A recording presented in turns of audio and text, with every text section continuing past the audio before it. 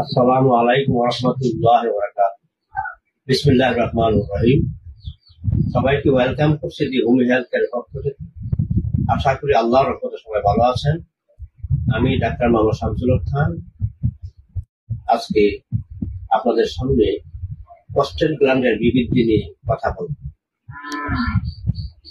বিশেষ করে আমরা যাদের বয়স 40 থেকে 45-এর মধ্যে, এই বয়সের ব্যক্তিগণ পায়ে আমরা প্রস্টেট গ্ল্যান্ডের সমস্যায় ভুগি।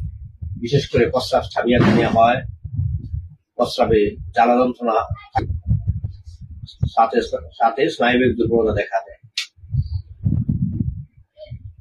এবং প্রস্রাব এবং প্রস্টেট গ্ল্যান্ড বৃদ্ধির জন্য আমরা বহু চিকিৎসা করার পরেও যখন আমরা বড় বড় বিজ্ঞ চিকিৎসকরা প্রস্টেট গ্ল্যান্ড অপারেশনের কথা বলেন, তখন অনেক ভাই বোনেরা অপারেশন শুনে ভয়ে অপারেশনে না যেয়ে এই অব্যক্ত যন্ত্রণায়